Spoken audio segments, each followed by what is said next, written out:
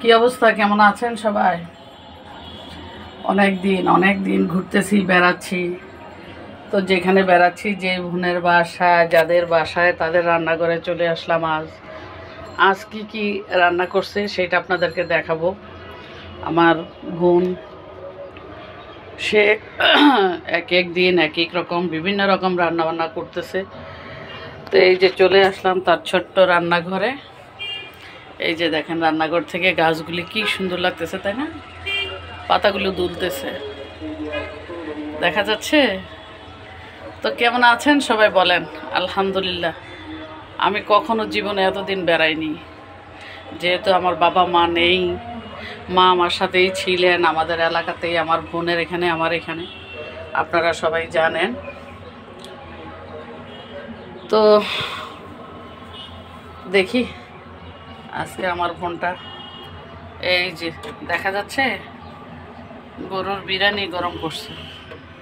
কাছ থেকে দেখাই দিই, বিফ বিরিয়ানি গরম করে রেখে উনি একটু বাইরে গেছে ওর নিজের কিছু অফিসিয়াল কাজে। তারপরে সে করেছে আরও মজাদার একটা খাবার। আমি যখন ভিডিওটা করতেছি দেখেন, আজান দিচ্ছি।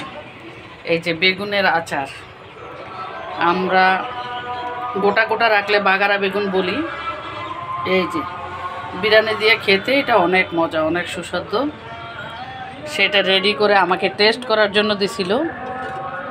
আবার দেখেন তো আচারটা কেমন হয়েছে, আসলেই খুব মজা হয়েছে।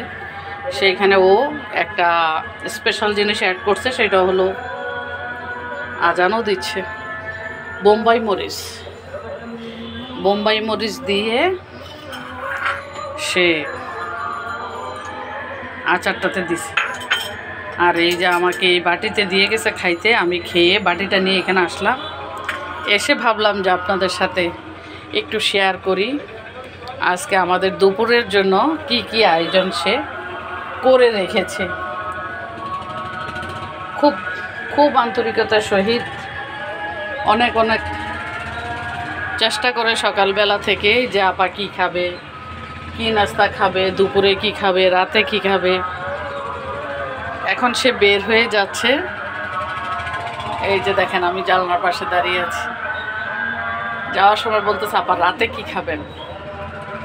মানে তার একটার পর একটা টেনশন, আমি থাকাতে বিশেষ করে আমার জন্য। তা না হলে ওরা দুজন মানুষ, ওদের কোনো কষ্টই হতো না। এই হলো আসলে প্রকৃত ভালোবাসা।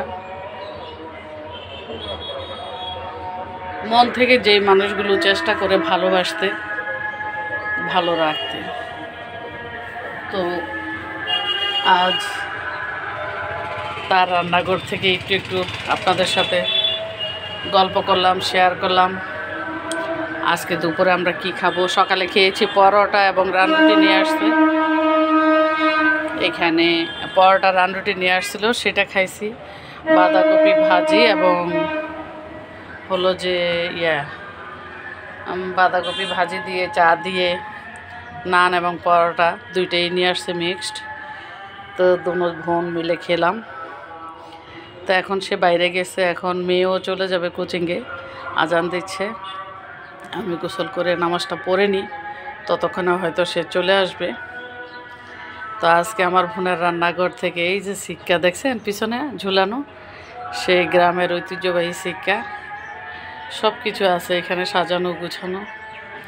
যা লাগবে নিয়ে খাবেন। তো ভিডিওটা কেমন হলো আমার ভিউয়ার্স, বন্ধু, নাতি, ছেলে, মেয়ে, ভাই বোন সবাই কমেন্ট করে জানাবেন। ভালো লাগলে সাথে থাকবেন। আজকের মতো বিদায় নিচ্ছি। আল্লাহ হাফিজ, আসসালামু আলাইকুম।